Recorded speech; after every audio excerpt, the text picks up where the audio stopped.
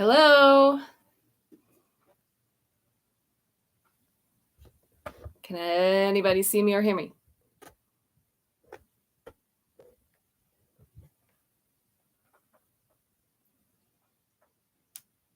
And hang on one second.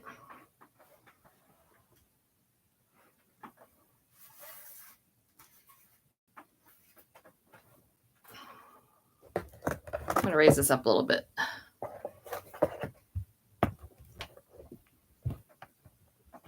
That might be better. Okay.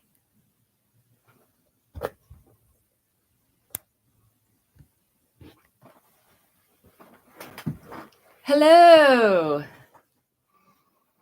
Oh, great. We've got some Nightwish folks.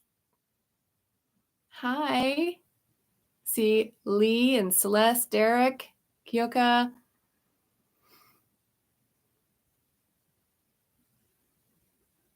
Andy. Hi from Germany. Hello. Hello. Yeah, sorry. Don't mean to make everybody seasick here. I'm trying to get it there. Okay, I promise it's going to stop soon. Yes, congratulations. We did it. We got to 50,000. Isn't that fantastic? I'm so excited. Let me just get some. It's also kind of hot in here. I've got a little fan. I'm going to turn the fan on. Tell me if it's too loud. Ooh. Well, now we get fancy.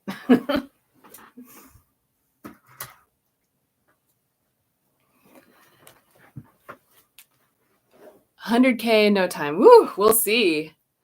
Yeah. Yep, 12 in California. It's a hair commercial. I don't have any product placements in this video. From Central Indiana, Palm Desert. Yeah, where's everybody messaging in from? Colorado, Minneapolis, Twin Cities. Yeah, it's Georgia. Yeah, it's Russellville. Whataburger. I've been to Russellville. Wow, Wales. Okay, Washington, LA, Hollywood, Oklahoma, Raleigh, Tucson. This is great. Westchester. Conquistador, yes. I've been hearing about that. Amsterdam, Johannesburg, Canada, Salzburg. Oh, thank you, Lee. Thank you. Oh, that was very generous. Yeah, so 50K. In like, so I think I officially started the channel, I think it was January 17th. And I posted the first official video like within a week of that. So, or maybe 10 days. So we're talking end of January to mid-August took us to get to 50,000 from scratch. So we're just going to keep going. Salzburg, Greensboro, Alberta, Tennessee. This is great. Thank you, Steve.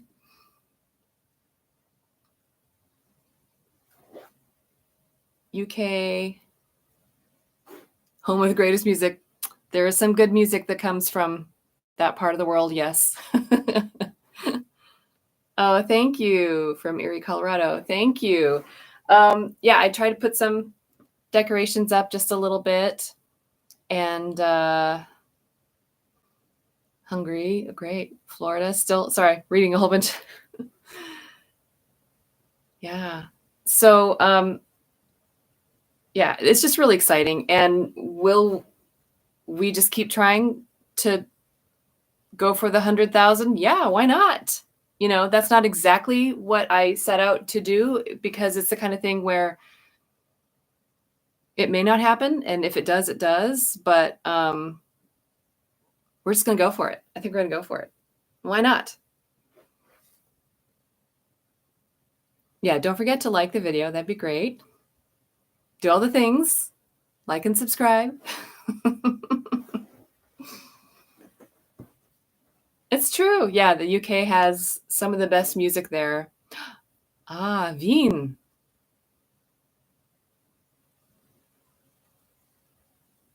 Silver plaque.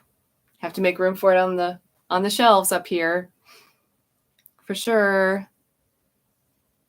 Netherlands. Well, I'm seeing a lot of people from the Netherlands. That's great. So I'm hoping this was a good day and time for everyone. It's tricky to, you know, leave room for the whole world. Hello, Finland. So I could just sit here all day and just watch all of the different places where everybody's from. New Mexico, but I won't. We've got stuff to move on to, so I promise we'll get to some of these things. So so I did collect some, oh, sorry, it's wiggling again. I did collect some questions to do some Q&A here today. And, oh, Milwaukee, hey, hello, from Wisconsin. Sweden, excellent. So we can do some of that. And we've got some unboxing. And we may have some special guests joining us today. And just kind of keeping everybody up to date on what's going on the channel, because that's why we're all here, is for our love of music ultimately, but then how we're able to appreciate it on this channel. And so, yeah, sorry, my hair is blowing in the wind here, but it's a little bit warm. Some of you know, like the behind the scenes things that, thank you. I see the congrats. Thank you. That I just recently purchased materials to soundproof and weatherproof this room. And because there's not actually a vent that cools things down or heats things up in this room. There's a radiator, but for the wintertime, but it gets a little warm, and we have trains kind of sort of nearby, depending on how the wind is blowing, and just, you know, neighbors mowing their lawns, things like that. So I do have some weatherproofing already, and it's already helped quite a bit. But we were in here like putting up balloons and things like that, and the lights start to heat up a little bit. So I've got my fan going here. Porcupine tree. Miami, South Carolina. Yeah. Okay. Floyd, right? Yes, Pink Floyd. So I'm wearing this in honor of me listening to the whole album. A lot of you probably already know this, of Dark Side of the Moon. And it was a fantastic journey. Not all of the tracks have been posted yet, but close. And then also we did Comfortably Numb, and there are actually 2 more Pink Floyd reactions coming up that, you know, not from this album, in the next month. And I'm really looking forward to those. So I do want to be thinking, and I did put out a call for suggestions. I want to come up with more albums to do this with, the full album idea. And I really do like it kind of one track at a time. If a couple of the tracks are smushed together, like because they segue, that's cool. But I am interested in sort of hearing everybody's opinion about that, your input. I'm not sure what that is.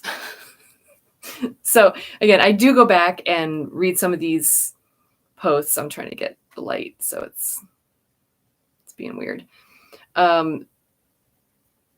Close to the Edge. I'm hearing a lot about that one. Pottsville.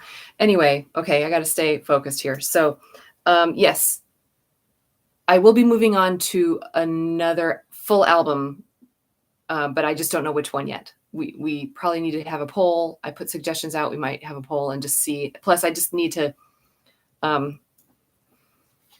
see which one fits best on the channel. I see Nine Inch Nails. There is Hurt. Hurt is on the channel already. And I do know the album Pretty Hate Machine. So I am familiar with Nine Inch Nails, but that's about it. And we're just getting into some Fleetwood Mac. So I'm seeing rumors there. Yes. Why are your pinky fingers? Oh, I get this all the time. So it's a recessive trait where actually the pinkies are thank you. Patrick, thank you. Arriving somewhere behind. Okay, I'll try to go back. So they're curved naturally, both of them are, but then this one I actually broke when I was in grade school, and so I can't straighten it out this way either. This one goes completely straight, but the knuckle here doesn't. So that's why they're bent. It's a genetic thing. Other people in my family have the same thing. It's kind of like if you can roll your tongue or not. And since I've had this pretty much my whole life, the broken one was young enough that I was able to adjust with my violin playing and my piano playing. So I'm able to get along just fine with it, but it is sort of my own little unique thing. I don't even notice it, but other people do occasionally. And some people have said, oh, I have the same thing. And I'm like, great, welcome to the club. Yay, pinky power. So I'm trying to translate. Thank you. Yeah. Moving pictures. Oh, for an album for Rush. Okay, so we got a lot to discuss here. Oh, first of all, I want to clarify one thing, and I didn't do this in the last live stream, and it caused some confusion. So any suggestions, first of all, I'll just say it this way. I'm not going to be taking any individual direct requests through the live stream, like through Super Thanks. So the Super Thanks is super appreciated, but that's just more of a general donation for the channel. But if you want to make a direct request, that has to be done through either Patreon or Ko-fi, because the Super Thanks, it's not meant to be an exchange. Like YouTube doesn't have it set up for that. So I can't, and we had that problem with the last one. Like someone tried to request and I couldn't get a hold of them and things got postponed and it turned into kind of a big mess, which I think is going to be straightened out very soon. But basically this platform can't be used for that exchange. So just want to put that out there. Go ahead and leave suggestions, but it's not a guarantee that it'll be reacted to. So I hope everybody understands that and it makes sense. And I'm sorry, I wish I could, but that's how it goes. But I definitely do pay attention to the suggestions and things get worked in. I keep lists and, all of that. Queensryche. I actually am hoping to do a deep dive of one Queensryche song sometime soon. It's the one song that I know of theirs and I love it. And so we'll see. And yes, we're going to have some Emerson, Lake and Palmer coming up and some Genesis. Actually, why don't I just do that right now? I am going to read off to you all of the artists that we have coming up. Smoke on the Water, Deep Purple. Okay. So this is just like in the next, maybe 5 weeks. This is some of the stuff we've got coming up. Blue October, Metallica, the Beach Boys, the Avett Brothers, Vangelis, which I'm hoping I'm pronouncing correctly, Jethro Tull, Foghat, Pink Floyd, as I mentioned, it's more Pink Floyd, Fleetwood Mac, Talking Heads, John Mellencamp, Lennon and Friends, Pride and Glory, Genesis, Doris Day, and Joni Mitchell. And that seems like a lot, doesn't it? A lot of artists. But that's the other thing that I wanted to talk about today. Yeah, Hate Me is already on the channel. Let's see. Yeah, it's a good range. And so I'm trying to really have a good mix, but at the same time, continue on with what I've been doing. So we don't just have one or two things and then leave that band, in the void. So it's all about balance. Yeah. Diversity of music. Yes. Sweet Child in Time. Hello. Yeah, it's a good lineup. I think it is. Yes. And then, and some of those things are winners from polls. And of course, so I have direct requests that come in, and then I take we do weekly polls. So I ask for weekly suggestions and then weekly polls. And that whole process takes like a good 3 weeks to kind of cycle through both Patreon and YouTube. And there's an issue. So with everyone who's a channel member on YouTube, I can't put more than 4 options in a poll. Every time they do a survey for creators on YouTube, I'm like, can you add more options for the polls, please? Because I think I've gone up to like 21 options on Patreon, but I can't seem to do that on YouTube. So I'm having to really balance it out. I'm trying to also then give other channel members, some of the other tiers, some extra things to kind of make up for that. So, but in the end, we have a good mix of the direct requests and the poll winners. And often what happens is if I get a direct request for an artist that I haven't done yet on the channel, then I'll turn that into a series of the suggestions and then the polls. And then if there are ties, if we need tiebreakers, that can be some upper tier things. And time capsule music videos.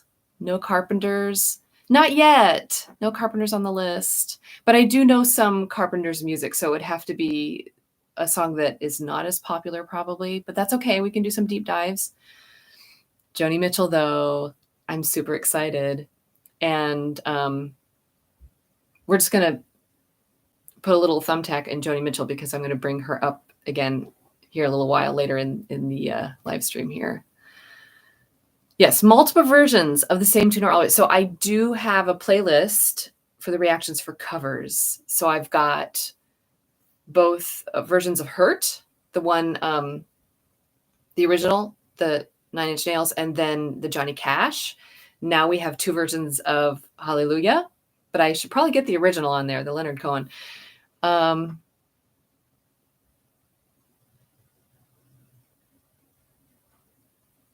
Yeah. And yeah, so I'm going to also interject some of my favorites as well. I am going to do that. But this is also for me to broaden my knowledge, and I definitely need to do that. So it'll be a good mix. We've got lots of time. So we're just going to enjoy the journey here. Okay, for those of you wondering about the movie channel, because I love my movie channel. And I started it first. It was my first YouTube channel, baby. And I love both of my children, my YouTube children, equally. But yes, when the music channel started up, it took off so fast and so strong. And I was like, I need to follow this adventure. And so the movie channel, reaction channel, is kind of on a simmer. There's just sort of a very sparse foundation kind of just sitting there and supporting it. And it's going to be, and I have put it on pause just a couple of times over the last like 6-7 months. But it's still there. It's still going. And what I plan on doing is doing full reactions by requests. And then I'm going to try to get at least one edited movie out. But it takes me like up to 16 hours to edit one movie. And so I just can't do both, especially with, I've got my family and my teaching and my performing, and there are just so many hours in the day. So I'm definitely making sure that I'm not overdoing it. No burnout. And we're not close to it. Like everything's cool. Everybody's good. We're all good. But we want to keep it that way. So everybody stay as patient as you can. But that's what's up with the movie channel, in case anyone's wondering. It's still going to go. Yes, American Graffiti. It's coming up. It's coming up soon.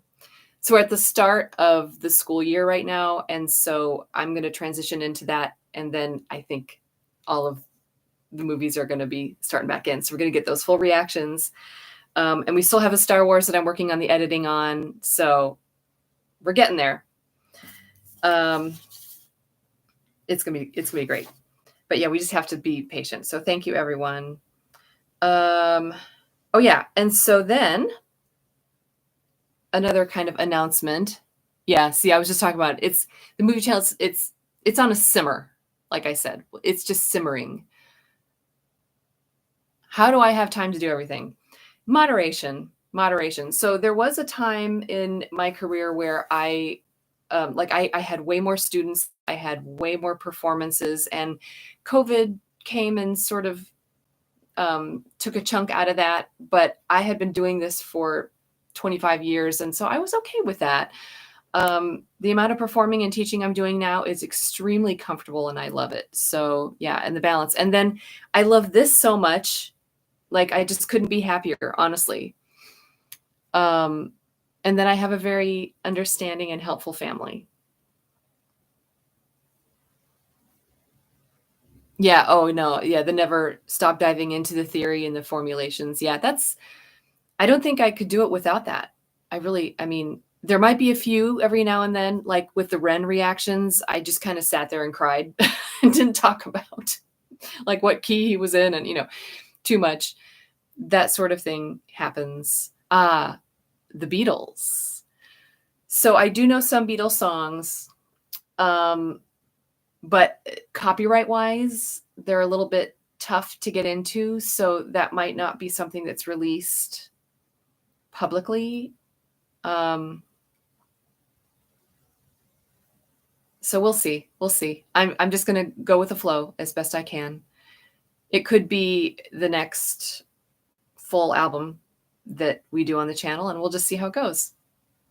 But yeah, there is some copyright issue. So that was actually the next thing I was going to discuss a little bit, and I'm still kind of reading as we go. Oh, Jane's Addiction. I remember one of their songs from the early 90s, Jane's Addiction.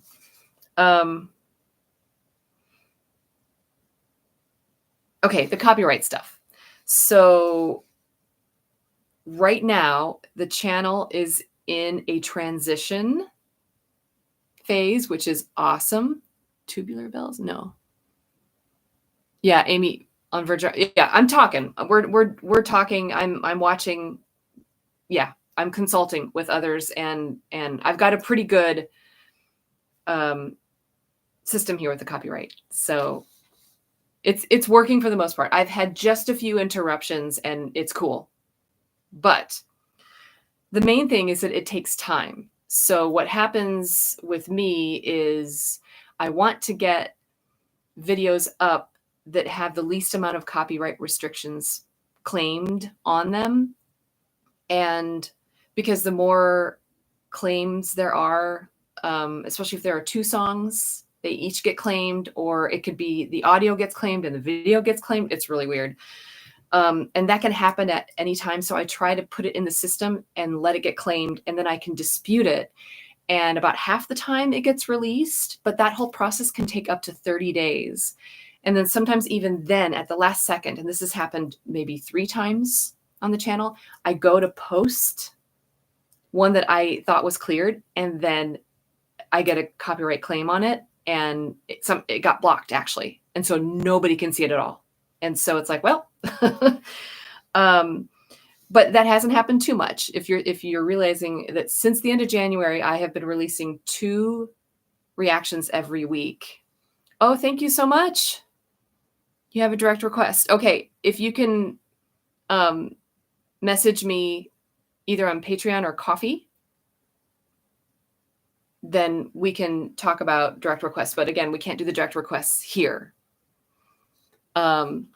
But we can transfer what you're doing and apply it. So it's cool, but just contact me outside of this. Hey, Yoka. Yeah, I know. Rick Beato. I saw his video. Yes. I was directed to his video about hiring a lawyer, because I'm kind of doing the same thing, but just like on a way, way, way, way smaller level. And it is kind of annoying because I'm not trying to steal their music, and I am talking in depth about it, and I am trying to limit how much, and I say, you're not here to listen to the song all the way through. That's not why we're here. So Cliff Beats and Doug Halvern. Yeah. Yep. So we're working on it. But the main thing is I am working towards releasing 3 public reactions like on YouTube a week. Right now we just do 2 on Tuesdays and Thursdays. And I have kept that up since the end of January. Oh, thank you. Thank you. No,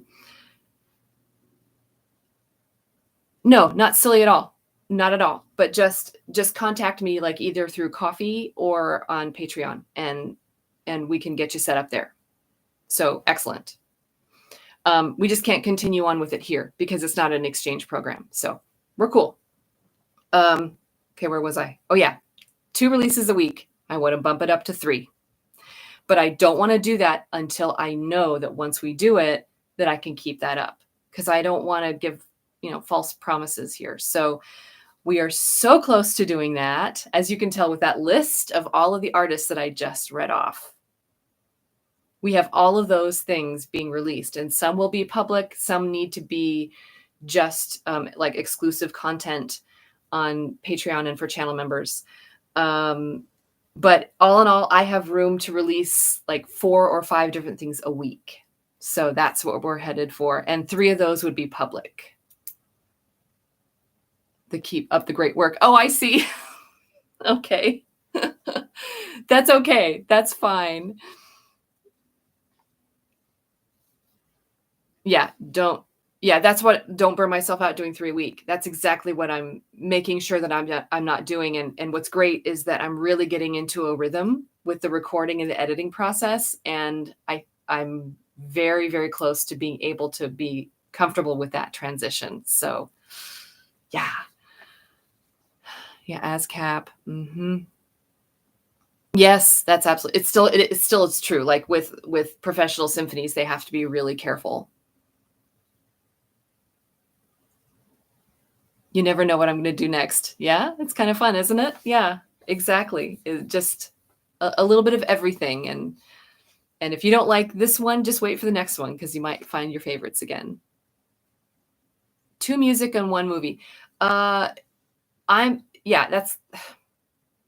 basically yes. But the 1 movie might need to be a full reaction and then just a 1 edited movie a month until things get going enough. So if things keep going enough with the channel, with the music channel, then I can hire an editor to do the editing for the movies. So that's what I mean. Like, I'm going to keep the movies on simmer. So they're still going. But then if I can get to the point where I can hire an editor to come in and do the movies, then we can get those back up.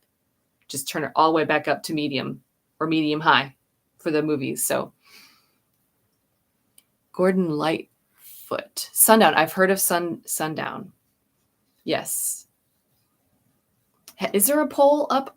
I don't know if there's a poll up for Gordon Lightfoot yet. I can't remember now. I'm going to jot that down just in case.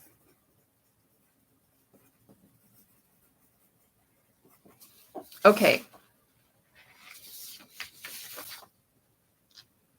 All right. So I think that's kind of like all of the business deal. I feel like we're on a Zoom meeting here for work or something. Okay, next on the agenda is how many posts are we going to post each week? No. So I have some Q&A, an AI editor. Ooh, hadn't thought of that. Wow. But you never know. Give it a few more years. Oh, Pink Floyd bootlegs. Oh.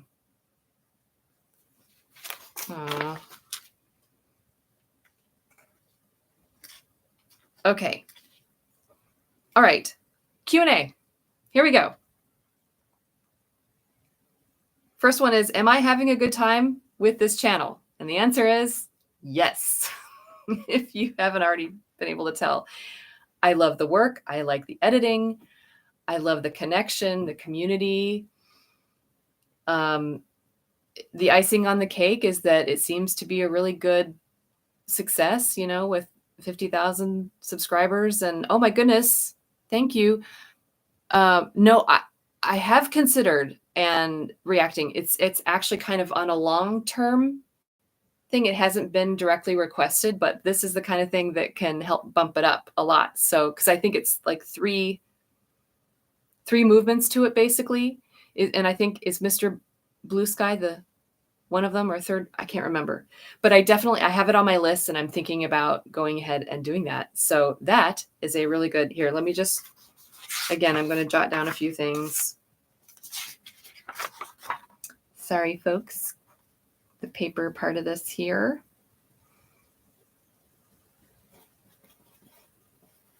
And I love that it's a concerto by ELO. I love it. And for those of you that don't know much about concertos, it's just a work for, it's actually supposed to be for a solo instrument with a group or a piano accompanying it.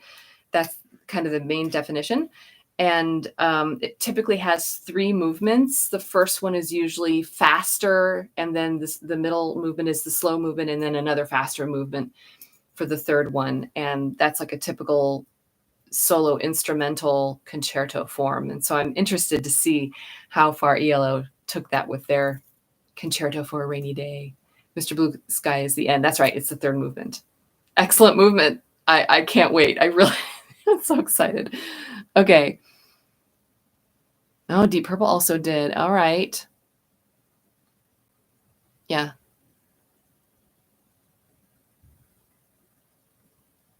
Oh, did I say that about the organ?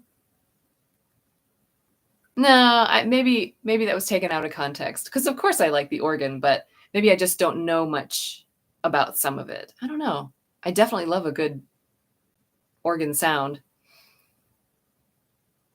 Am I ahead of where I expected to be at this point? Yeah. Because when you start a channel, you just never know. Like the movie reaction channel that I have is at about 7,000, and it's been 2.5 years. And I know I didn't do much with it in the last 6 months, but you just never know. But it seems like when you've got the right formula, go for it. No, Q&A is not done. That was the one question, and that's it. Okay, sorry.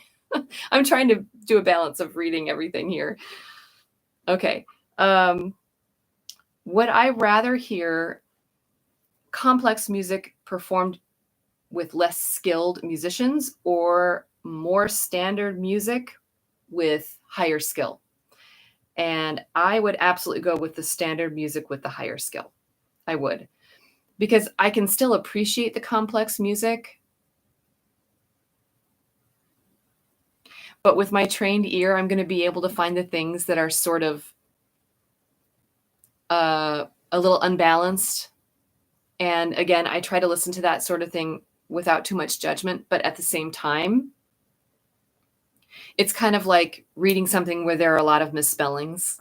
Like you can read it and you don't want to judge, but it's still like every time it happens, it kind of like takes you out of the moment a little bit.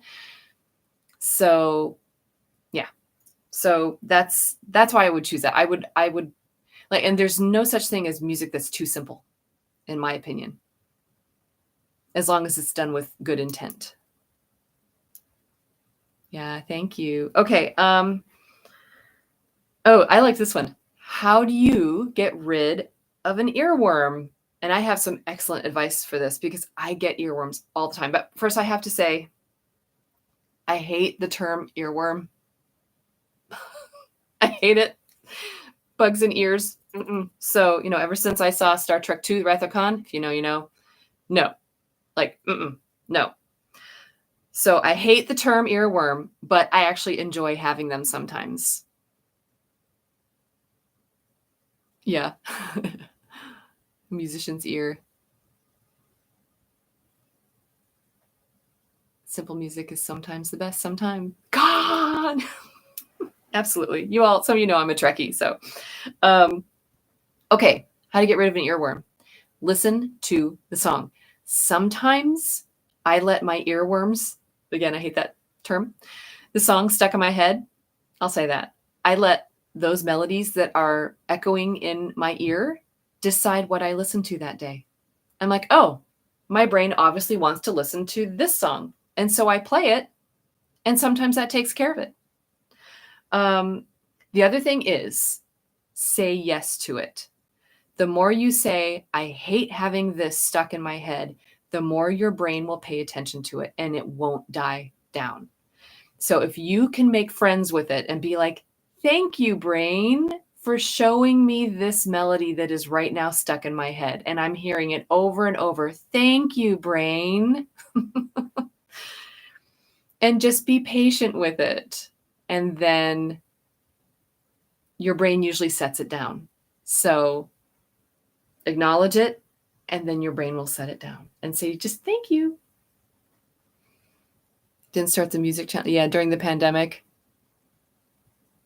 Oh, thank you. Yeah, I kind of got started late, but I started out watching the movie reaction channels, and I loved them. So like Awkward Ashley, and there have been a few others that I actually, Roly Poly Ollie, I did a collab with him. We watched the Star Trek movie together, and they got me through. Murray, a few others that awesome US movies. Like they got me through the pandemic. And that's kind of how I got started, but it was a little bit after, but that's okay. To new music. Yes. So classical, I am going to be doing that. I just need more time with the newer music. I need more time with it first. I am going to start a series where I start diving into some classical music. I might start it first with soundtracks. That might actually be around the corner sooner than we all think. And I think what I want to do is give all of you the chance to appreciate classical music the way I was given, because I didn't grow up liking classical music. I fell in love with classical music when I was in high school and college, and that was because I was playing it in the orchestras. Yay, started late, but you're here. Yay. Strawberry ice cream. Mm-hmm. Mm-hmm. Yeah, I saw that on Patreon too. Yeah, no, I'm not at all opposed to past and contemporary also classical pieces. I would love to do that. I mean, that's what I do for my job. So I would love to do that for all of you too. But, we can't spread ourselves too thin, one thing at a time. Okay. My music education, my education background, basically, someone asked. So some of this was actually brought up in the collab interview that I did with Amy from Virgin Rock. That was a while ago. I think that was back in like February or March. That was a long time ago. Goodness, it seems like yesterday. Where I was talking about how I have a really musical family. So that sort of helps. I was always involved in choirs, and then I joined the orchestra program, and my parents had me in piano lessons. And so I've always studied music. I wasn't classical Sibelius fifth. I can definitely do some Finlandia. Sorry, I'm catching up on some of these. I start talking, I'm like, oh no, people are messaging. But I do go back and read these afterwards. So everybody, if I miss your message, I will go back and get it later. Okay, where was I? Oh yes, always been involved in music. I decided to go into music education at first for college, because that's where I got my scholarships. But I actually almost didn't do that because I was almost kind of tired of it at that point. I had done so much in high school. And so I almost switched to architecture. But then it took me about 2 semesters and I realized, ooh, okay, I actually really love this. So I switched to performance. So I have a bachelor's and a master's degree in violin performance and pedagogy, with an emphasis in my master's in string quartet playing. So that's my background basically. And then someone else asked, what is it that I teach? So I'm a professor. I've had my own private lesson studio for probably 25 years. And I've had anywhere between like just a handful of like 2 or 3 students all the way up to like 25 or 30 students, I think was the most that I had. All ranges, beginner all the way through extremely advanced. But then almost 10 years ago is when I took my first part-time adjunct professor at actually 2 local universities in strings. So I do lessons and ensembles and actually kind of teach some courses that are actually really similar to what I do in these reactions, which is why I went ahead and did these, because I already do this for my job. Yes, Virgin Rock has a lot of Beatles, and they've had a lot of problem with it. Like, it took forever for them to get them approved. They had to have them only on Patreon for a long time, and they actually almost got in trouble, like, with, the law, kind of. Like, they were like, stop doing these reactions. Like, whoever has the Beatles music, I don't know. It was not cool. And so you just don't want to push it. You don't want to make any of the big music companies upset with you. So anyway, that's, music appreciation. It's kind of like that, but for strings. So yeah. And it has a little bit of theory and a little bit of music history, but of course I teach all of that with all of my lessons as well. So, and then I do all of my composing. So I didn't even get to that. I do a lot of composition work, and I focus that a little bit in my degrees. And in the last 10 years, I really got serious with it, and I've won several competitions. I've had lots of premieres, like, all across the globe. Actually, a lot in the Netherlands, actually. A lot of my choral works are performed there. Will I ever do a reaction to a song that I then find I don't like? I'm sure that's going to happen. It hasn't completely happened yet. You can tell when I really like something, but you can probably also tell when I'm like, okay, that's nice. But sometimes your favorite song doesn't catch you the first time through anyway. So you never know. Oh, the organ. Oh, okay. Yeah, I like a good organ. That's cool. It's cool.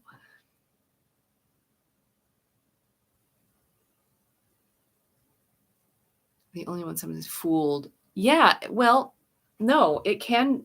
So the mellotron, I think, is, like, I had never heard of that instrument before. And so I was just thinking that was just like synthesizer strings. But for the most part, I can tell, like, I would say 9 times out of 10, I'd be able to tell if it's real instruments or not. But of course, anybody can be fooled. Do I have a favorite Holst, the Planets version? Yeah, I'm trying to remember. I can't remember. Was it Chicago? The Chicago Symphony recording? I can't remember. I have a couple of CDs of the Planets. It's one of my favorite pieces, of course, and I've played it, and it's wonderful. And I believe it's a direct influence on soundtracks of today. Fantastic. That's The Planets by Gustav Holst. It's a set of, is it 8 movements, not 9, because Pluto wasn't around before it came and went. And it's a fantastic work. And you hear there's some things in there. It sounds a lot like John Williams, but it was written at the beginning of the 1900s. So pretty cool stuff. Allman Brothers. Oh, yeah. Earworm. Still don't like the term, but we'll deal with it. Okay. Let me continue on. Is the violin in my videos my main instrument? Yes, it is. This is the one I play all my gigs on. I've had it since I was a sophomore in college, in my undergrad. And it's the sort of thing where they can be expensive, and so you kind of work your way up and step your way up and try to find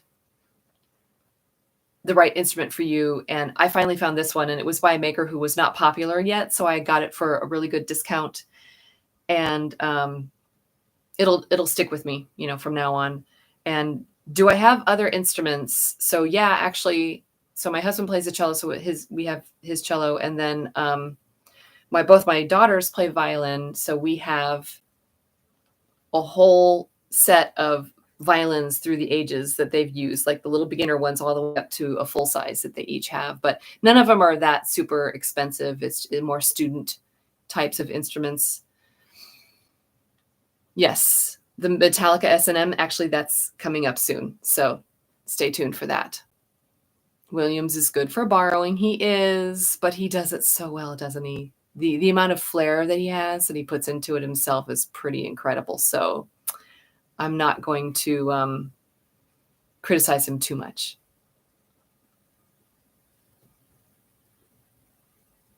Yeah. A string quartet in the house. Absolutely. We have a family string quartet, and also with my husband's family, because his whole family they're also um professional musicians. So we have like a literally like a small ensemble with some woodwinds, and it's ridiculous. The Lark Ascending, yes, I've played that. The solo part, absolutely. I also have a string quartet version of that. Carmina Burana. Carl Orff is awesome. Yes, and it's a lot of fun to sing, isn't it? Yes, I've done a little bit of both of that. I've played it many, many times because it's a great season ender for symphony orchestras. So I've done that. Alison Krauss, yes. I do know Alison Krauss. I actually saw them in concert back in 2004, and Union Station did the Inconstant Sorrow because I had seen Oh Brother, Where Art Thou? It was awesome. And so then that also leads me to bluegrass / newgrass. I love newgrass, like the Punch Brothers, Sarah Jarosz. If anyone is interested in looking into a new music genre, newgrass.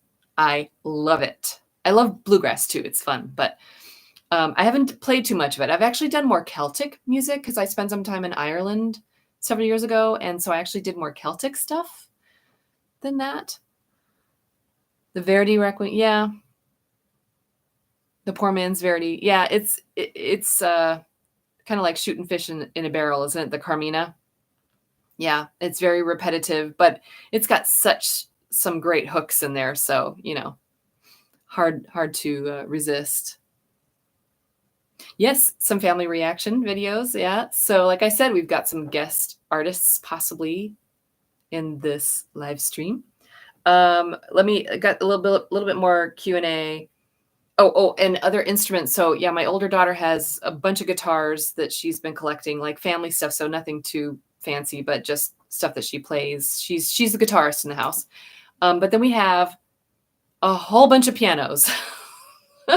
I have the piano that I used as I was growing up, and then people keep giving us pianos. So we actually have 2 uprights, a baby grand, and a really nice Kurzweil keyboard that my parents purchased for me when I was a teenager, just to have me have one more place where I could practice my piano. And then I have this cheapy one here, but it's only like 8.5 inches across, like from here to here. And so it's the only one that fits in this space right now. So how can you not love O Fortuna, right? I know, it's good, right? Yes. William Steinberg. Oh, for the planets? Okay. Devil Went Down to Georgia. I've not heard it a whole bunch, but I know kind of what it is. Mannheim Steamroller. I've actually played with Mannheim Steamroller. When they come around and give concerts, they hire out. And so I've played with them twice, actually, in the string section. Yeah, I don't know what the tubular bells are. Makes you cringe. That's okay. Not every instrument is for every person. And again, is there something special about my violin? Yeah, I just love the sound of it. And I developed all of my main technique work of it in college on this instrument. So that's the one that I stick with. And what would be my dream violin that I would love to not own? I don't want to have the responsibility of owning one, but I would love to be able to just get to play on a Stradivarius violin. Stradivari. I would love it. So this one is sort of patterned after that. So it's kind of like a fake Strad. But the maker was just, he was a fine luthier. And so it's got a lovely, rich sound. And I've just been able to develop it over all these decades. So we have a very close relationship. Someone else said, how do I choose the tracks to use on YouTube? So like, that might be which recording, is it live, is it from the studio or the album? I try to keep a good balance, a good mix. Some of that comes from direct requests. Some of it is just the one that pops up first.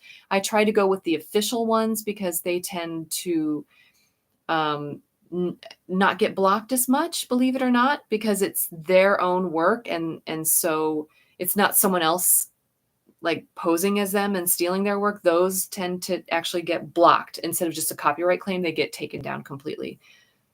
Oh, The Exorcist. Oh, okay. Iconic. Amati. All right.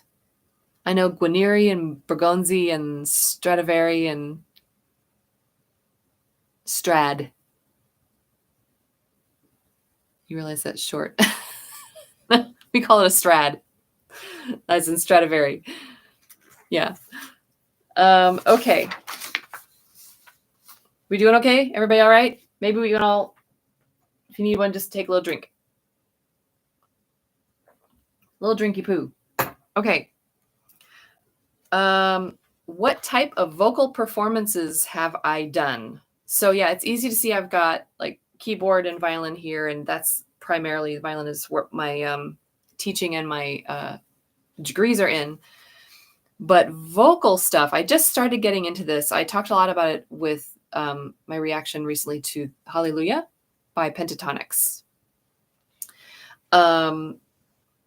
So I grew up singing in like church choirs and things like that. And then in college, in my undergrad, there was an amazing choral program there, and I got into that, and it was a certain type of singing, and I fell in love with it, and it's been a huge part of my life ever since, including now, where I sing in some semi-professional groups in the area, and so that kind of singing is different. I am going to talk about it on the channel, though, because it's magical. And I think a lot of you would love it. I can recommend right now one group, because we're talking about pentatonics, and other people are bringing up Voctive, I think is the name, or Home Free, are other a cappella groups. But the style that I sing in is called Voces 8, VOCES, and the number 8. So if you want to check out what kind of stuff I do, it's just like that group and a lot of the same songs. And it's really beautiful. You guys would love it. Yes. Oh, I love Luke's Orumke, the Eric Whitaker. I've done a ton of Whitaker. Sleep, Leonardo da Vinci and his Flying Machine. Oh gosh, the Luke's, so many. Oh, A Boy and a Girl, one of my faves. Oh my goodness. So yeah, that sort of thing. And that's also a lot of what I compose into. So a lot of the music that I compose is across the world, and it's that style, kind of Eric Whitaker style. Okay, but someone asked if I'm not singing in that style and that more, it's sort of a more modern classical style. But it's based on ancient techniques, like almost like Gregorian chant, and madrigals and things like that, motets, power metal. Yeah, I'm not. What's her name? Ginger. I can't do that. But if I were singing along like karaoke or something, if I were using my chest voice, which is the lower range, it would be more like Karen Carpenter or Katie Lang. If I were singing up in the head voice, it would be more like Enya or maybe Sarah McLachlan, something like that. Octave. Okay, Home Free is like pentatonics but country.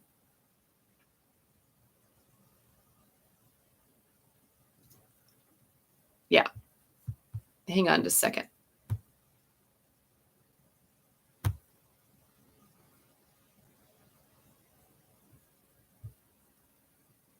Okay. All right. Sorry, I was just making an adjustment here on the chats. Okay. So yeah, that lower voice, I can do that like Karen Carpenter. But funny enough, I can sing along really well with what's his name with Coldplay. Like we even have the same break in our voices. I can also sing along really well with Radiohead, with Tom York. So you never know. You never know what your voice will connect with, but it is kind of fun to find someone who is in that same range and the same tone that you have. And yeah, Chris Martin. Yeah. Yeah. You can do Dylan. Okay. Oh, she did, didn't she? Karen Carpenter. High soprano provocative. Okay. All right. I'm going to have to check out some of these groups, these a cappella groups. So then someone also asked me if I like jazz. And yes, I do. But as a classically trained musician, it's a little hard sometimes to switch. You kind of have to do either or. Like there's a whole jazz part of the department, usually in the music department. And they don't often cross over, just mainly the string bass players would cross over. Opera. Oh, the Mikado. I've played that one many times. Yeah. Yeah, it's a funny one. I've played it lots. I've done lots of opera pit playing and Broadway musical playing too. So lots of time in the pit. Love it. Renaissance, huh? Okay, sorry, I'm just catching up here. I haven't done Dimash yet, but it's on the agenda. So like hopefully in the next month or two. So with jazz, it's a lot of improv. You don't have as much written down. And for a classical musician, that's not kind of what we focus on. We're more structured and we stick to what's on the page. And so that gets a little bit out of our wheelhouse. But I do like some jazz. For instance, I like Kurt Elling. I actually saw him in concert a few years ago, and he's fantastic. It is multifaceted. Yeah, swing rag. So I do like a lot. I love big band, like Glenn Miller stuff. And I don't know a lot of Dylan. The King Singers, yes. I've performed with the King Singers. My college choir got to sing backup with them. I don't know the Singers Unlimited, though. Yeah. Okay.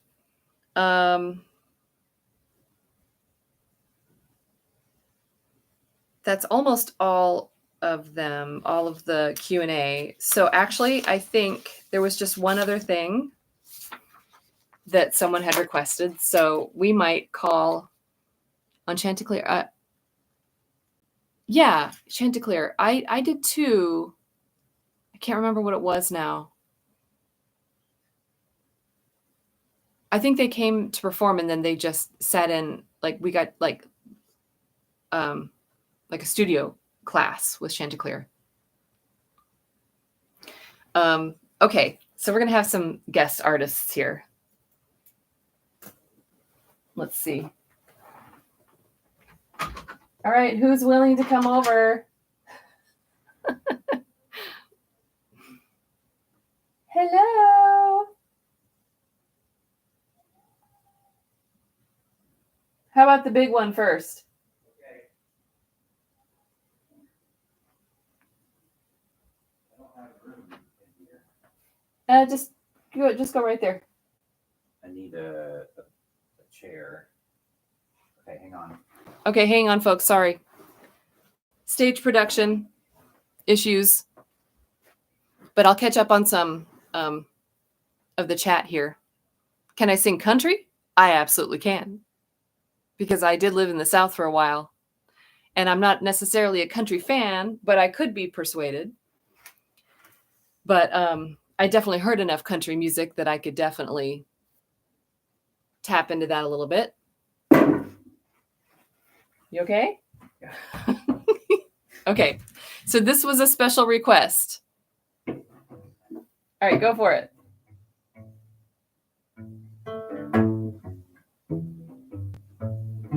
Try again.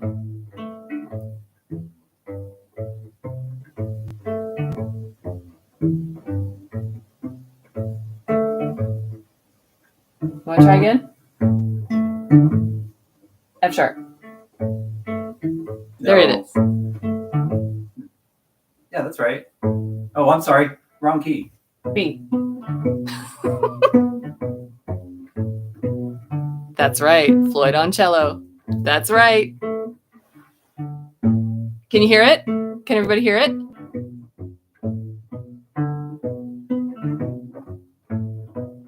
There it is. little slower. Bum, ba-dum, bum, bum, bum, bum. Here.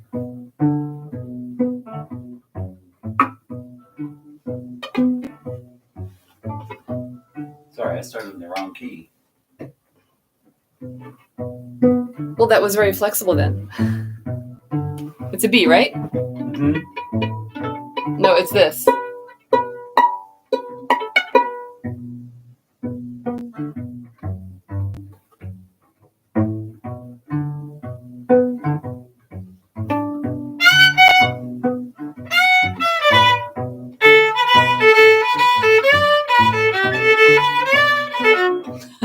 Okay. So there. Little sneaky Pink Floyd in there. Thank you, cello man. That's my husband on the cello, by the way. And there's no way that we can fit the cello in here, so we opened up the door. Hang on, let me get the violin back on the thing because we don't want it to fall. Okay. Yeah, so I just opened up the door and he was like out in the hallway. So hi, Mr. Christina. Yeah. You want to come in here? Here, just pop in, just so that they can see it's an actual human being with the actual cello.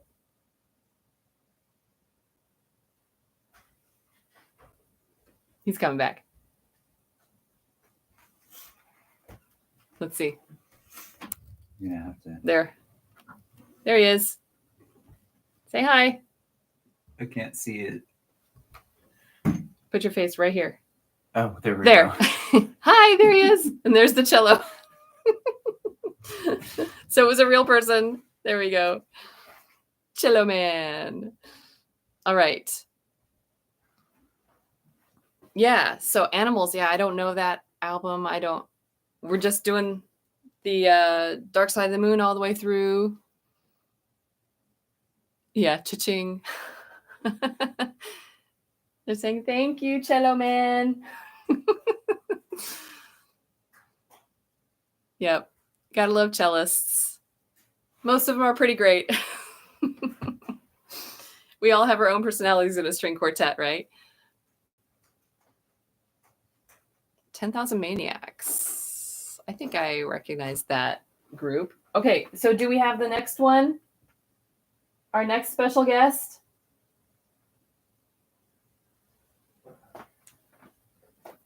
We have another one. Sit tight, y'all.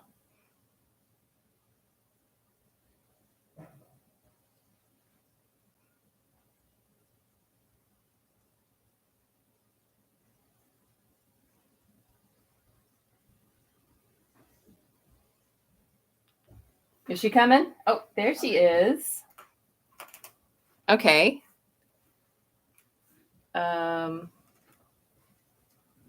Here, we'll do this. I'm gonna put it there. Sorry, folks. All right. So earlier I was listing off all of the upcoming reactions, and I got a baby or something. Yes, I actually do. A giant baby, though. She's all grown up. And one of them was Joni Mitchell. And so I know one Joni Mitchell song already, and it's because my baby can play Joni Mitchell song. So she's just going to play a little bit for you. Okay, go ahead.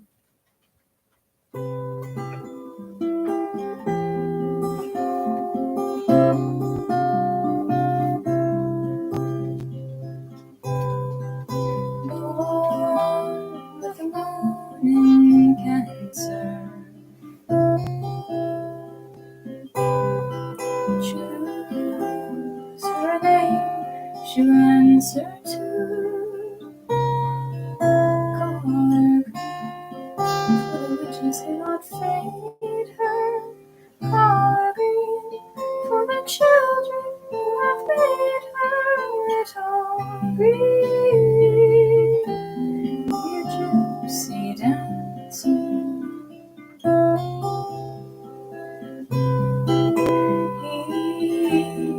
To California,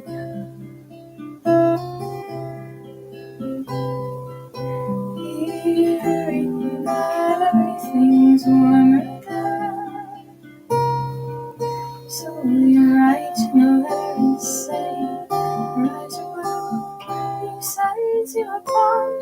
She's lost to you, little green.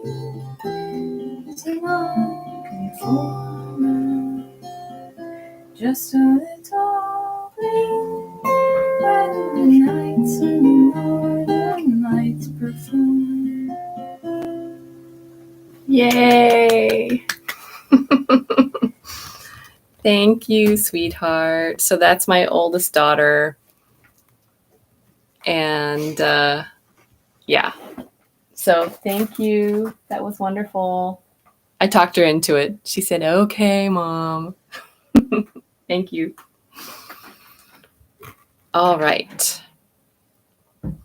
Okay. So that is the Joni Mitchell that I know, and it's because she played it.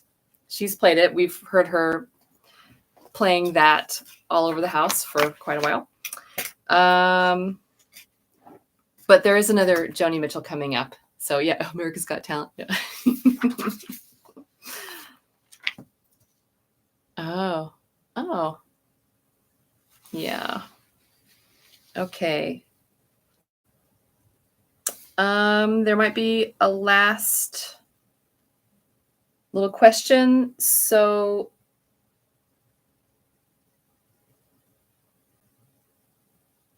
oh yeah, what is some of the music that I liked before starting the channel? Have it like that old? Yeah, I am. I'm one of those Gen Xers that doesn't look like a Gen Xer. So it's weird, but that's, you know, I'm not lying to anybody, but so anyway, yeah, she's my kiddo. And she's all grown up. My younger one is a little bit younger, so we're not going to have her on quite yet. I'm just more comfortable with kids, you know, people here over 18. So anyway, what did I listen to before the channel? I know some of you are wanting me to clarify that more. So obviously I was into the classical stuff, but I didn't really get into popular music because my parents didn't listen to it. They mainly listened to just classical music or some folk, but also some like gospel stuff, like Sandy Patty, things like that. Maybe some of the King Singers, things like that. But we didn't have any popular music, and I didn't have any siblings. So I was the one who brought it into the house. So as a little kid, I liked like Madonna. I liked one of her albums, and Michael Jackson's Thriller. And I really liked the Thompson Twins. You know, I got into We Are the World. Got to hear some of those songs when I went roller skating. You know, that was a kid in the 80s. But then I really got into all the popular stuff just in the late 80s and early 90s. And so I got into like electronica or late 80s. So I love Depeche Mode. And I love grunge, like early grunge.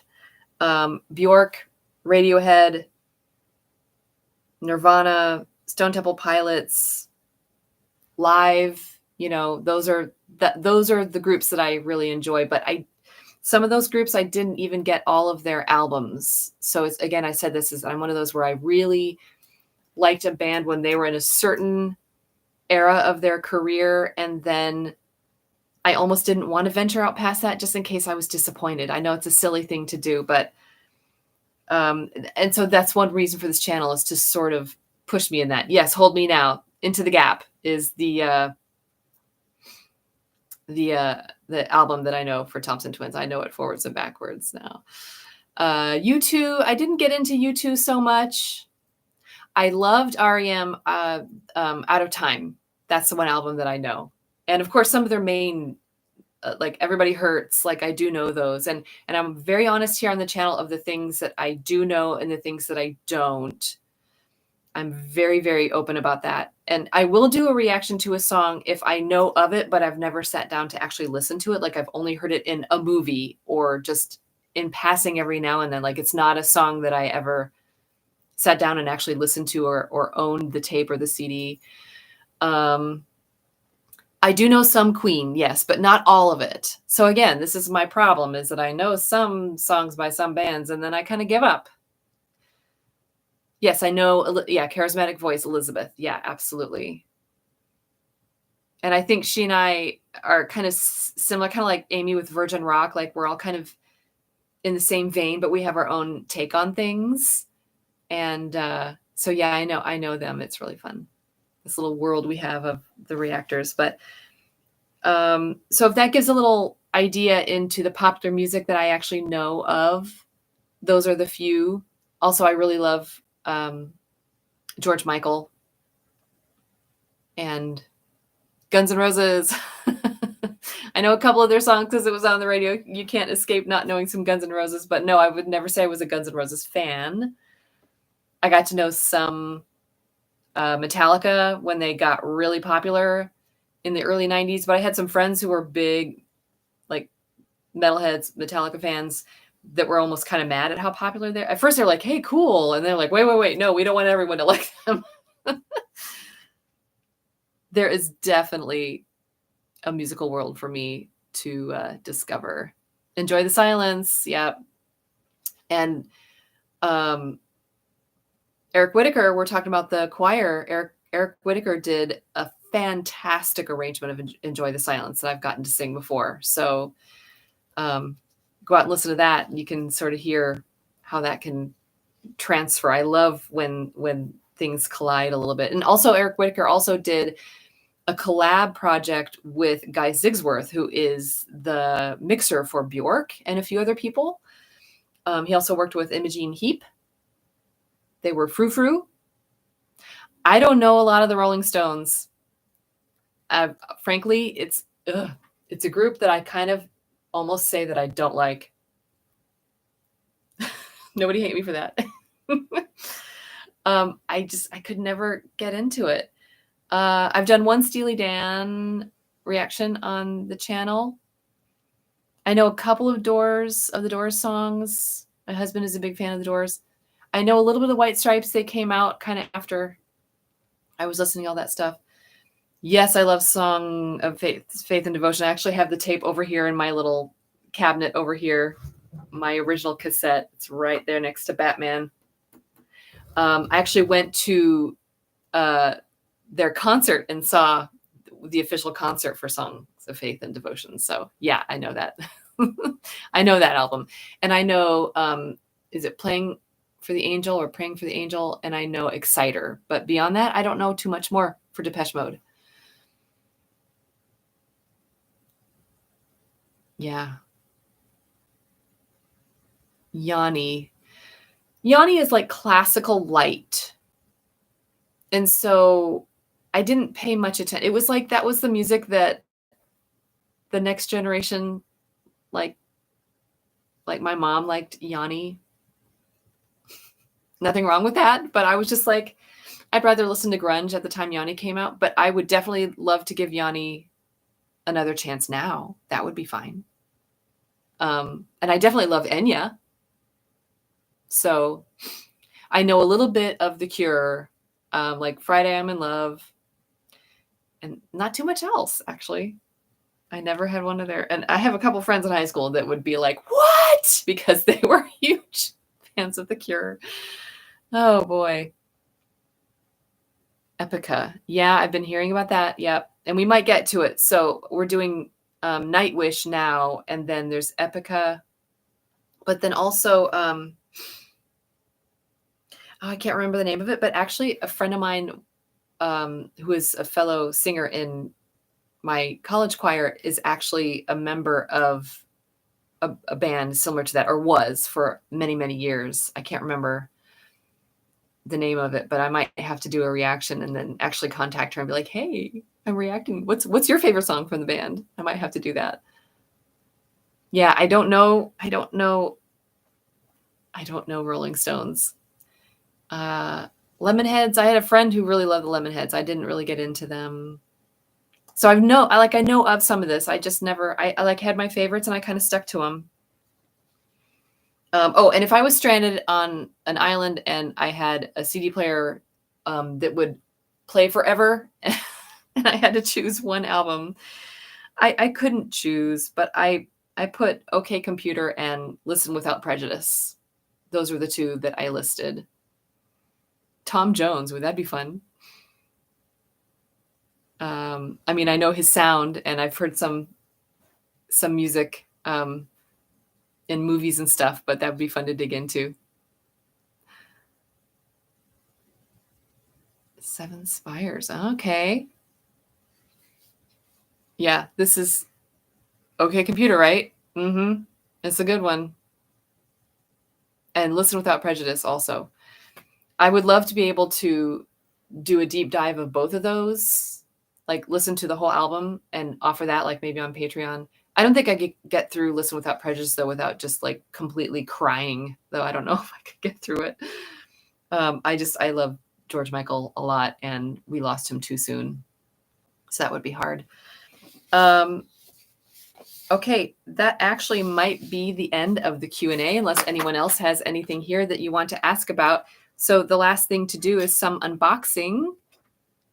So I don't know if my helpers can hear me. I have a moderator and a couple helpers. Sheryl Crow, Soak Up the Sun. I know one of her songs. No, I know two. The All I Want to Do Is Have Some Fun, and then If It Makes You Happy. I didn't buy any of her albums, but funny enough, I did have, so when I started college, there were kids in my freshman class that had Sheryl Crow as their elementary school or junior high school music teacher. Like, she taught in the public school program for like 2 years, and then started her concert career, and those people just happened to overlap. And I had like 4 or 5 of them that were like, oh yeah, she was my elementary school music teacher, which is really cool. I thought that was always fun. Alan Parsons. I think there's some Alan Parsons coming up soon on the channel. Yeah, everybody has a favorite Floyd. So again, those of you that know my Pink Floyd journey, that I started with Momentary Lapse of Reason.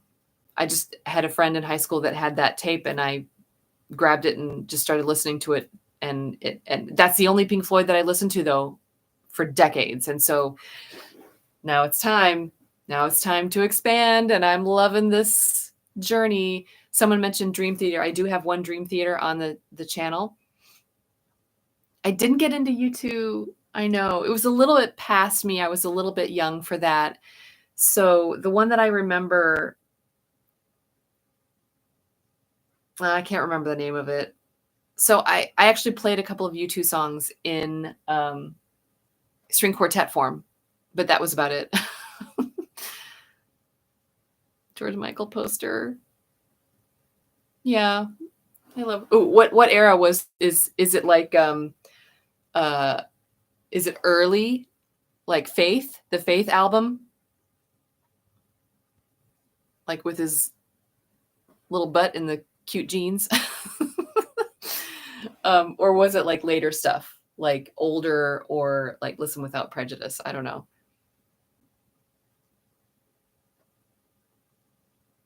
Alan Parson. Okay. Yeah, I'm still trying to get in. Yeah, Faith. That's great. Faith, the faith, the faith. Yeah, we could go on forever. I know. Elton John, I know just a few of those. I know Crocodile and Yellow Brick Road.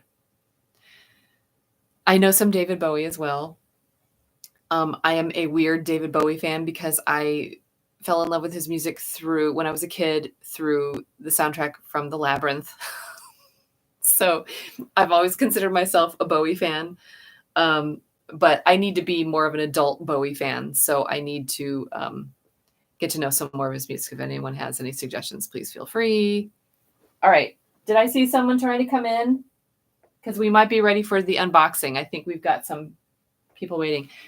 Gentle Giant. There's a poll right now for Gentle Giant. What's my hair doing? Okay. Oh, okay. We've got some stuff.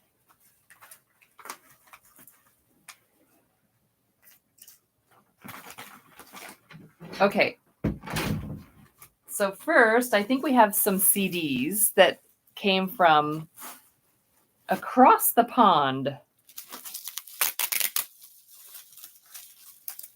Ah, look at this. Look at this. Speaking of, okay, we've got Vangelis. Is that how? I don't know. I was first acquainted with this artist when I did a movie reaction to Blade Runner, because apparently he was part of that soundtrack.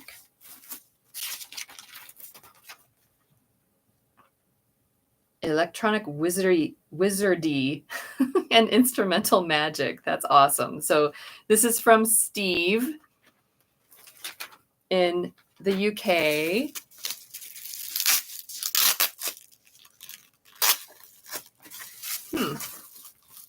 The Ocarina by Los Aevas. I don't know. Yeah, I need to do a deep dive with Bowie. I really, really do. Okay. Sorry, I'm getting these out. What else do we have? Okay, that's interesting. We have this Kraftwerk, the mix. And then, ooh, this is a big one. What is it? Tangerine Dream. You see? All right. Wow. I don't know what these are, and so I cannot wait to find out. I can't wait to find out. And there are more, so hang on. Is there more coming? I need a little bell from my butler. Jeeves. Actually, that's the cat. The cat's name is Jarvis. Jarvis, please bring me some more packages. Okay, thank you. We're making our way through. Oh, thank you. Major congrats. Thank you. Love the channel. Thank you. Thank you. Gold from the late 60s. Okay. Late 60s.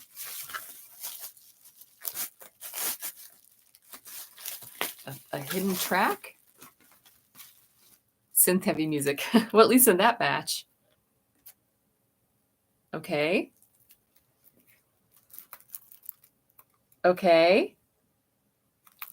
That might be essential. Oh, hey, look at this. Someone just brought this up. And what is this?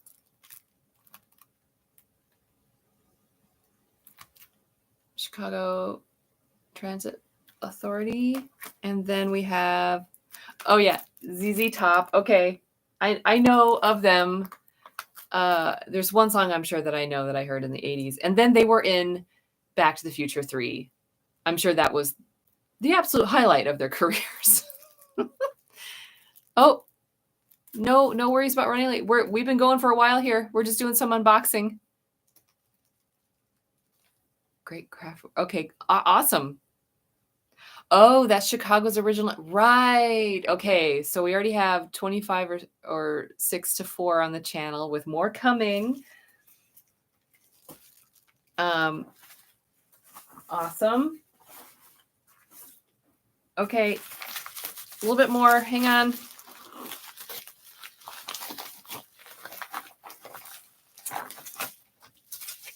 What's this one? Is there a note with this one? Favorite essential legends. Okay. All right, Steve. Woo. Sorry if that's loud, everybody. Sorry.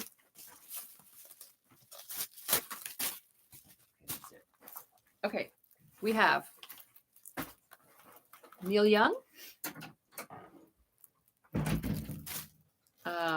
Alice Cooper, Kiss, and Van Halen. These are all artists that I need to get to know more of. So, Sharp Dressed Man. That might be the song I know. Yeah. Da-na-na-na-na-na, right? Okay.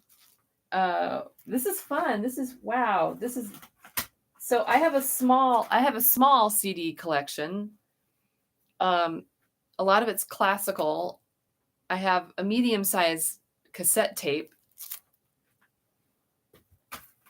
collection. Here, I'm going to turn this fan off now.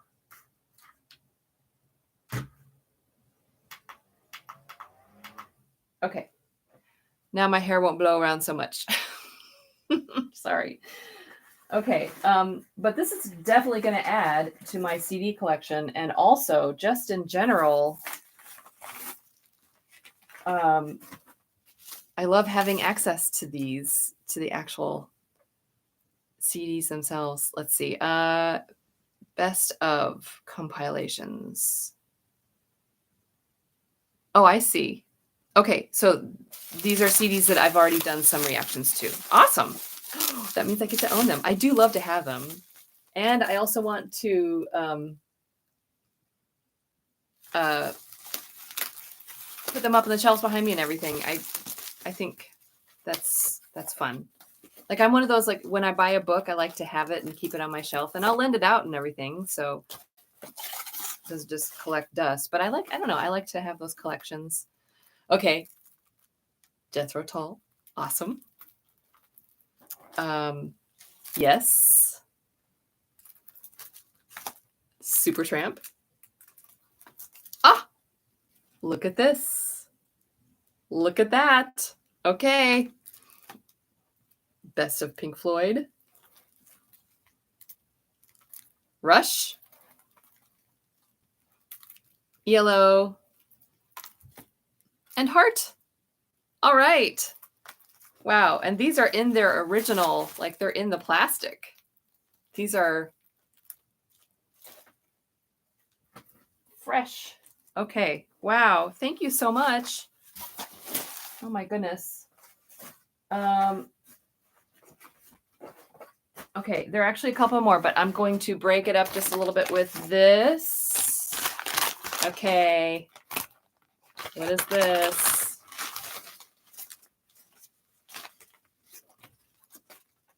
I'm not sure what this is. Who's this from?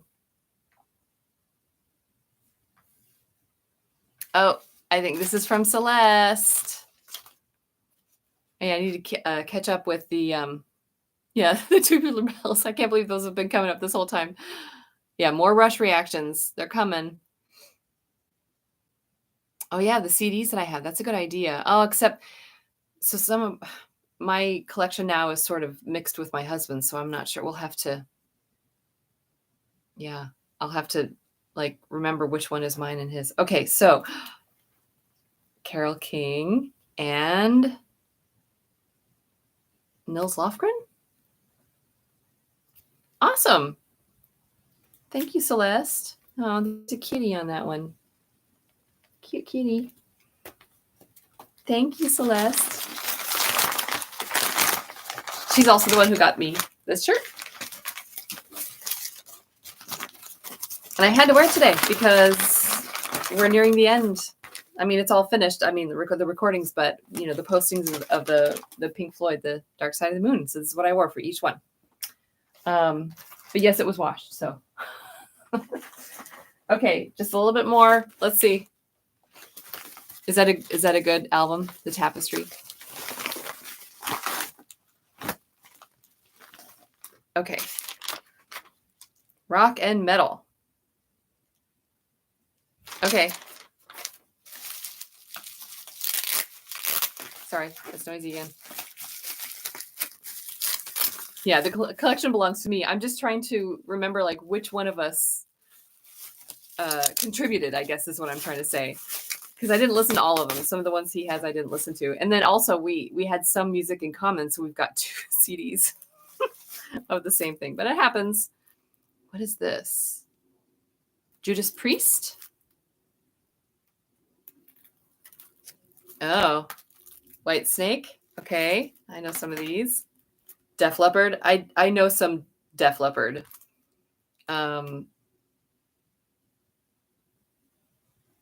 Pour Some Sugar on Me and Love Bites. I know those two. and maybe Rocket. And then Personal Jesus. But is that the Depeche Mode song? I don't know. Okay, Iron Maiden. I recognize this cover, so maybe this is the one that I did.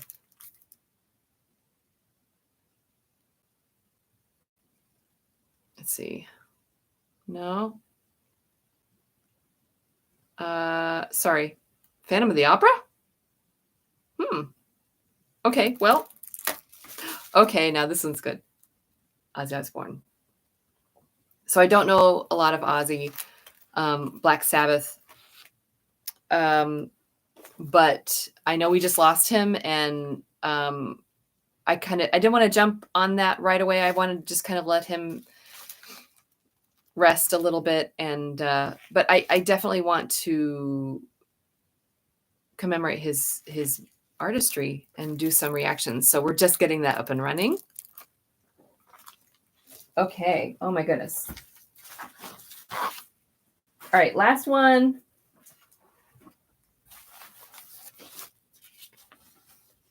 There's a note. Treats and treasures. Best decade ever. The 70s, of course. That's what it says. Okay, what are these? Oh my. Okay, what do we have?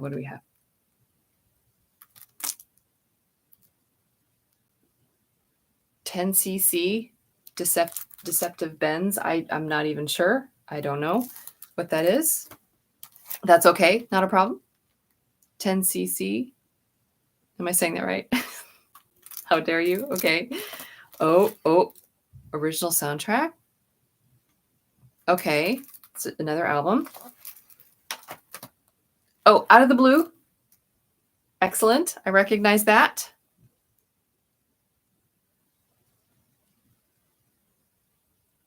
Excellent. Oh, there's the Mr. Blue Sky. Okay. Excellent to have that. Thank you. And then more ELO. And I see it has Discovery on there. So that is the one album that I do know of from ELO is Discovery. And again, it's one of those where I just happened across the cassette tape when I was a kid and just listened to it nonstop for a long time. All right, this is awesome. And last but not least, there we go. This is so great because, am I saying that? Is it 10cc? Yeah, okay. 10cc, okay. Just making sure. As a classical musician, I always try to pronounce everything correctly. You know, Mozart, Dvorak, Dohnányi, Beethoven. So anyway, wow, that is an amazing collection. And some of those I already have listened to, so I get to open them up and look at some of the jackets. And because I am of the cassette tape and CD era, I do have CD players. So I can listen to these things. And actually, so do my kids. So we'll all get to share. Wow, thank you for all of those CDs. And these, see, thank you, Celeste. And oh my goodness, this is fantastic. All right, let me check my list to make sure I didn't forget anything. That might be it. Any other last questions? I actually, I do have a concert tonight that I have to go and get ready for. So, you know, that's the life of a performing musician and professor. I can just, yeah, it is an awesome contribution to my collection. I'm going to have so many fun things to put up around here in my little shelves over here. I just did a behind the scenes, so that's on for channel members and Patreon. Yes, pleasure meeting with all of you. More Rush, please. It's coming. Probably some more Steely Dan too. We've got polls in the works, like I said. And we have chats going over on Patreon as well. Oh yeah, I love the family performances. Thank you. Yeah, actually, I could play. What can I do? Let's see. I'll do that. Last thing here. If I have room here, like physical space here.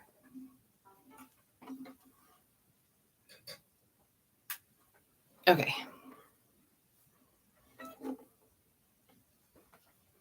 Again, I'm just in an evening dress to work. Yeah, sometimes I do. You should see my closet is half black because you have to have a lot of black clothes.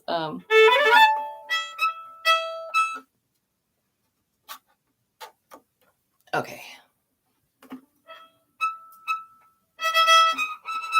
I normally don't have as much room in here in this space because normally my microphone is a lot closer, but I'm using the mic on this little tiny laptop here for the live stream, so I actually have room. We'll do some Bach. If I can't get my fingers to work here. Nope.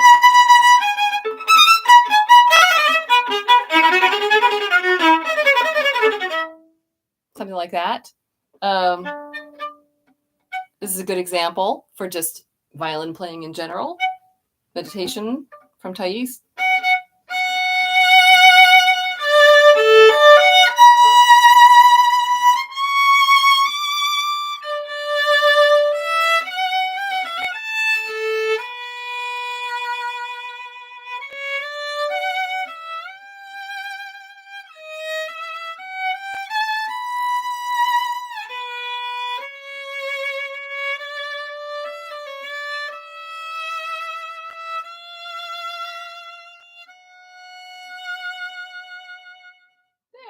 So, is there a difference between a violin and a fiddle? Oh, thanks for the little green. Yes. There is not a difference in the actual instrument. It is just all how you play it.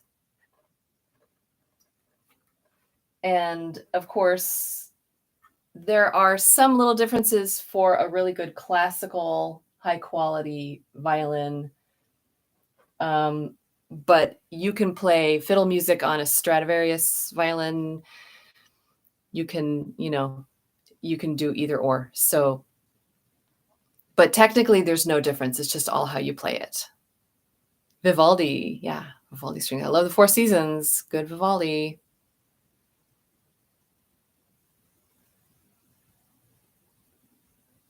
Brahms.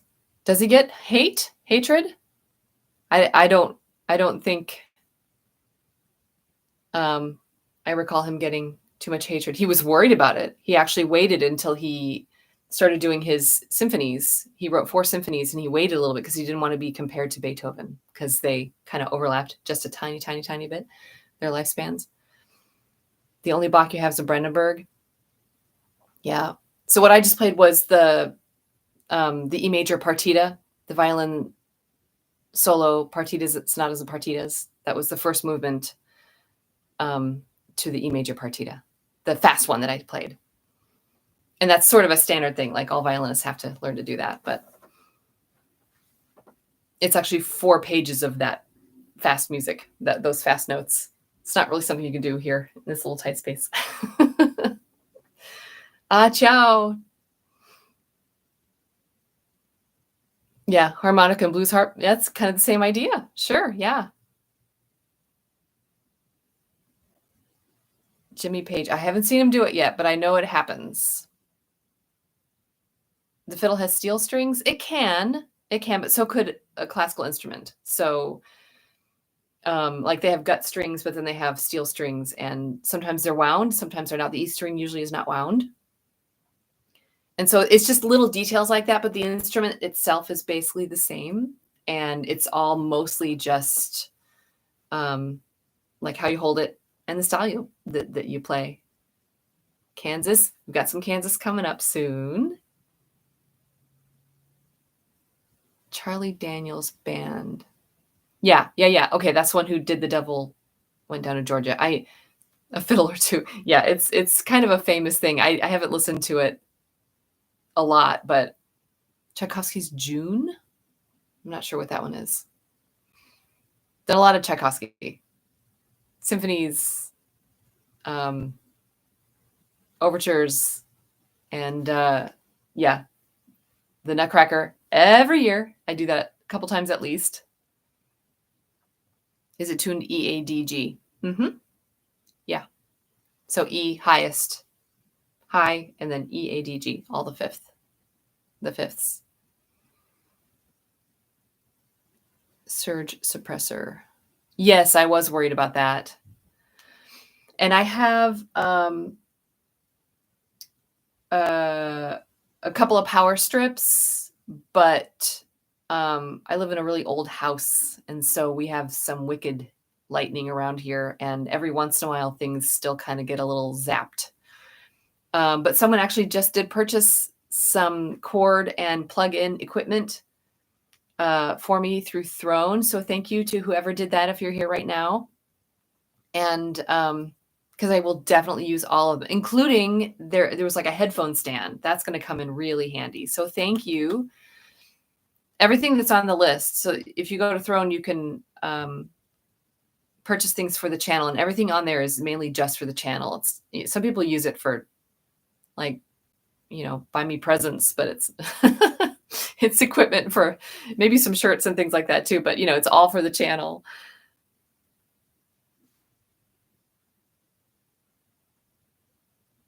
Yeah, like a guitar. Shostakovich. Again, I know a lot of Shostakovich, especially string quartets. Quartet number 8's a good one. One of my faves. I just recently played that actually with some students last year. 1812 Overture, yes. Done that one a lot. So are there any other questions right now? We could just do this forever. I know we could go on and on. Yeah, the Hooked on Classics. Yeah, I think my parents had that. To a Dance Beat. Yeah, I think my mom had some of those, the Hooked on Classics. Yeah, I know. So the keyboard thing, if I can find a keyboard that fits in this space, like front to back, then I would be more than happy to have a better sounding keyboard. So until that happens, and hopefully it's affordable or whatever, that's, if anyone out there knows of one, let me know. Bongos. I don't know if I can fit those in here.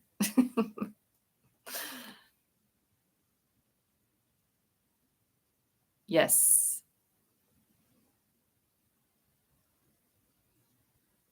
That's true. I have way too many pianos, but this one folds in half. So it can get put in its little carrying case and get put somewhere else if I need it. It's a nice emergency piano. That is a thing. We have piano majors that are in this house, piano performance majors, and they're always looking for pianos to practice on. So plus for like emergency gigs and things like that, you never know. You never know. Oh yeah. So soundtracks, someone's bringing up soundtracks. Renaissance. Wait, symphonic prog rock. All right. I'll have to look into it.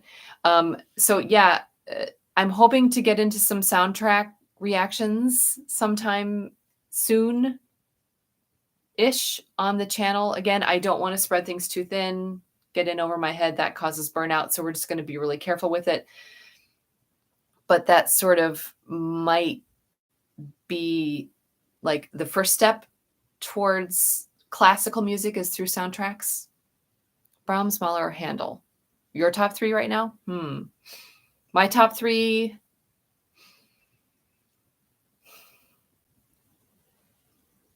I'm really into Pärt right now. Arvo Pärt.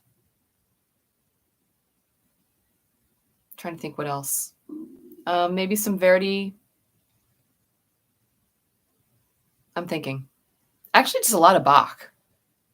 Yeah, 2001, also Bach. That's a fun one to play. Has a lot of instruments involved. Come Undone, Duran Duran. I know that song. I know that album. It's an awesome song. I love that whole album.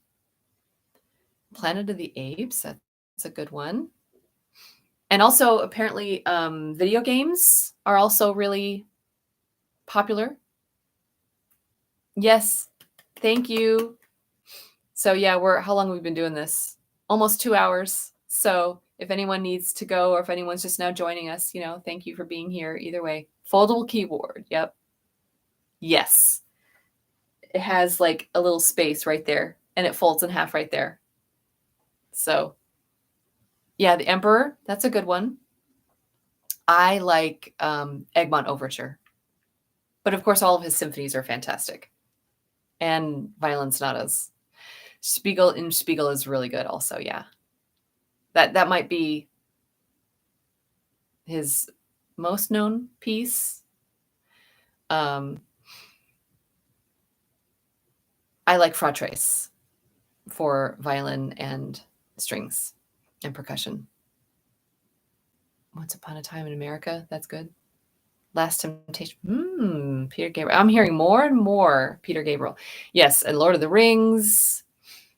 Oh, Elizabeth has done some video game stuff. Awesome. Yeah, it's already in the works a little bit, possibly doing some of that. And I would love to do it because instead of all the popular stuff, some of that I missed out on, some of it is because I was listening to all the soundtrack music, or some of the popular music that I got into was because of soundtracks. So like I got to know Peter Cetera because of The Karate Kid Part 2.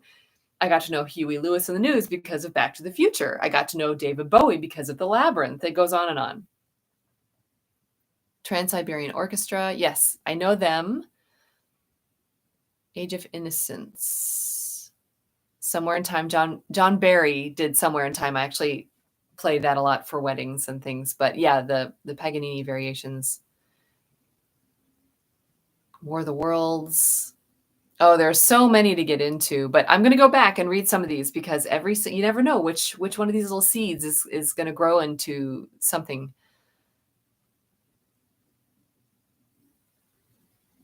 War of the Worlds, huh? So which War of the Worlds are we talking? Like the one with Tom Cruise? Bowie, huh? Mannheim Steamroller. Yep. Like I said, I know that my mom is a big fan of Mannheim Steamroller, but back in the day, that's all we played around Christmas time. But I actually did perform with them twice. They came around the area and hired some local musicians, so I actually got to play on stage with them, the string parts. It was really fun. Wagner and Orff. Yeah, Excalibur, exactly, right? Soundtracks. Oh, yes. Michael Kamen, Robin Hood, Prince of Thieves, of course. I love Michael Kamen, and that is one of my favorite soundtracks of his. It is spectacular. And the fact that he intertwined Everything I Do It For You, which, by the way, I love that. That was a popular song that I absolutely loved.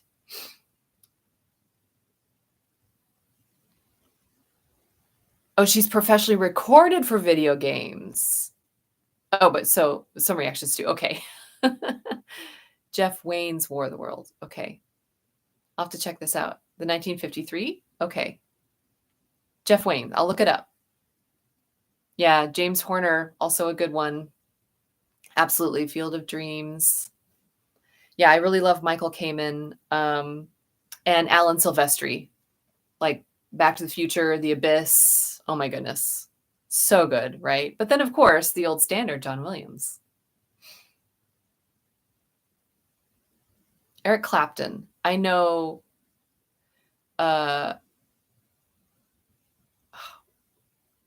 Tears in Heaven. I know that song from the 90s. Ben-Hur, excellent soundtrack. I just recently did a reaction to Ben-Hur on the movie reaction channel and was very impressed with that soundtrack. Absolutely. Rush. Yes, we need some more Rush.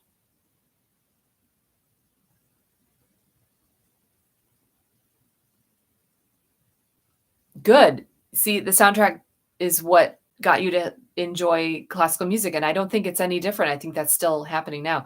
Danny Elfman, yes, I love Danny Elfman, of course. Yeah, Schindler's List is also really, really good. E.T., I also love E.T. every time I hear the flying theme. And I've gotten to play a lot of these too, because the thing now with symphony orchestras is that they play the full movie and the orchestra plays the whole soundtrack live underneath. So I've done that with a lot of different movies. It's a lot of fun, but it is exhausting because you don't get any break. Just a couple of dialogue moments, but they didn't record it that way necessarily. They got to take breaks. But it's a lot of fun. Tommy by the Who.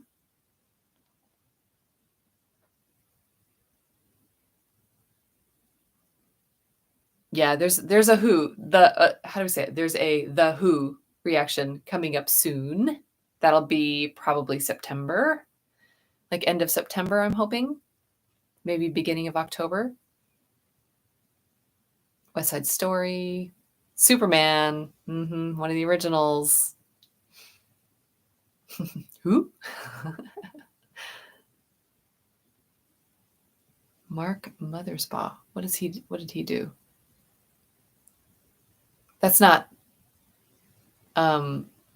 Princess Bride. No, that's Mark Knopfler, right? The Princess Bride. Anyway, wow, we could just really literally go on and on. Are there any other last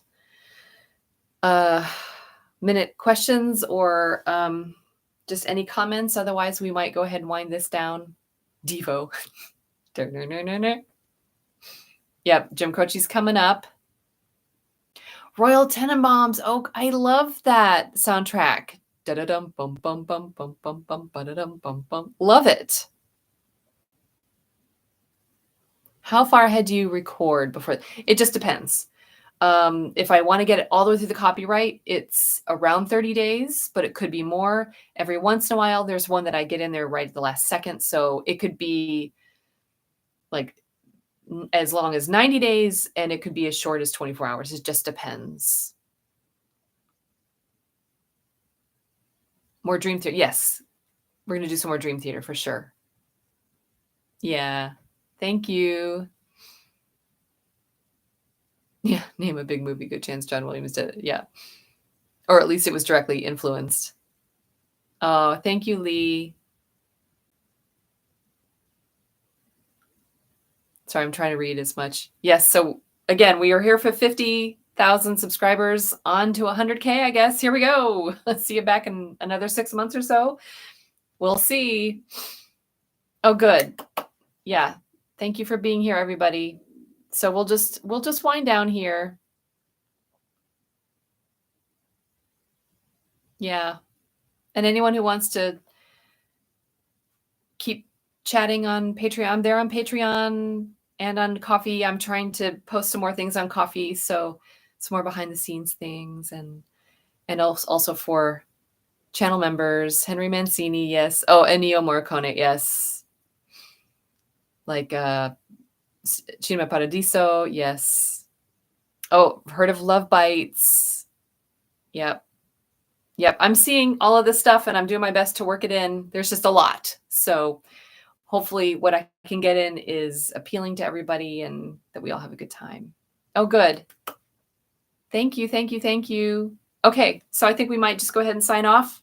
We're almost to the 2-hour mark. I think that's pretty good. We had a good time. And if anyone has any other questions or anything, feel free to message me, of course.